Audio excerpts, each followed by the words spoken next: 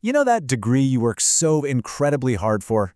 Well, its real value isn't just the paper it's printed on. Nope, it's actually backed by this hidden guarantee, an entire system working behind the scenes to make it trustworthy. In this explainer, we're going to pull back that curtain and show you what really gives your diploma its power. So here's our game plan. We'll start with what that hidden guarantee is all about. Then we'll get into what quality even means in education. After that, we'll dive into the actual playbook for how standards are kept high. We'll look at the real-world impact on you and your career. And finally, we'll see how this is all part of a huge global standard of excellence. All right, Section 1, your degree's hidden guarantee. Let's start with the big idea here. Every legitimate degree comes with this unspoken promise of value. But what exactly is that promise?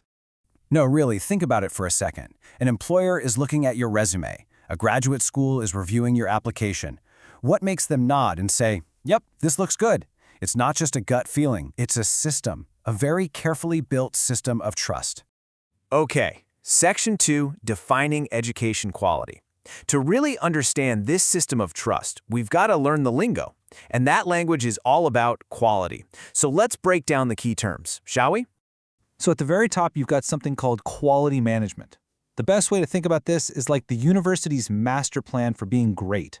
It's the whole philosophy, the big picture strategy for making sure everything, from teaching to research, is absolutely top-notch.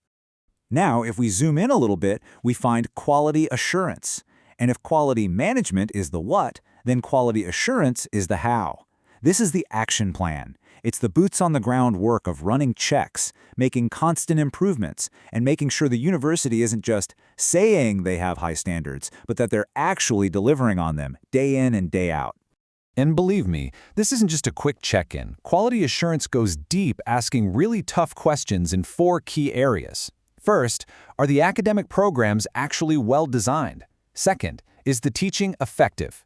Third, and this is a big one, are students really learning what they're supposed to be learning? And finally, is the university itself being run properly? It's a full 360-degree inspection. So now we get the what and the why. But how in the world do universities and governments actually do all of this? Well, let's open up the playbook, and we'll use Malaysia's really well-organized system as a great example. Okay, so in Malaysia, the main guardian of academic standards is an organization called the Malaysian Qualifications Agency, or MQA for short. You can think of them as the national watchdog, making sure every single school is playing by the rules and delivering a quality education. And it's a team effort. The MQA, our watchdog, doesn't just make up the rules as it goes. It actually enforces standards set by something called the Malaysian Qualifications Framework, the MQF. So the MQF is the rulebook. It defines what a bachelor's degree or a master's degree really means. And overseeing the whole shebang is the Ministry of Higher Education. It's a 3-part system of checks and balances. Pretty smart. Now, one of the most important jobs the MQA has is something called program accreditation. This is basically the official stamp of approval.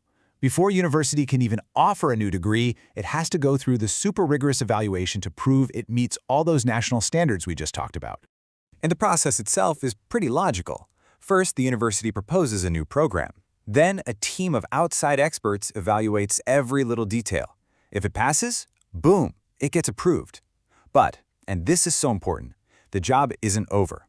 That 4th step, continuous monitoring, is key, because a great program has to stay great.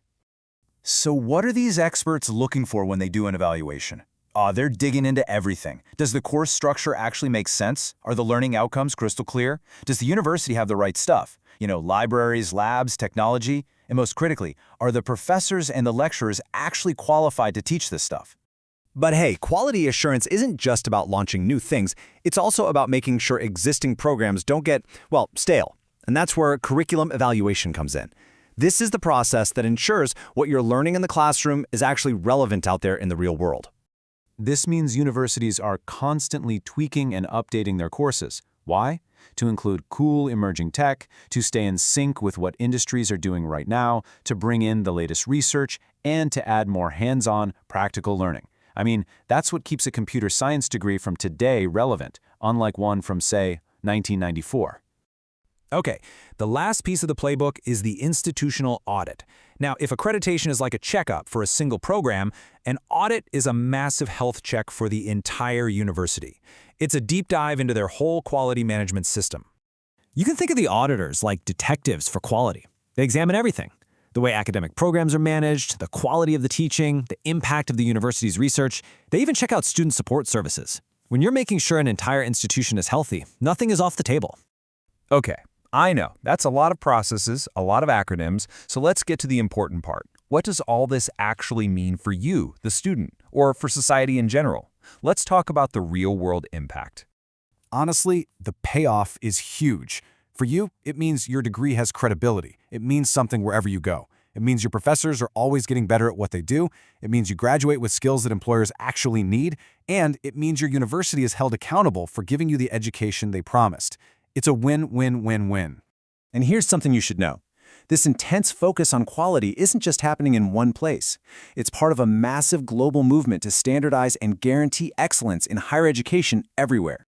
Just take a look. It's a global club. You've got Malaysia's MQA, the UK's QAA, Australia's TEQSA, and so on.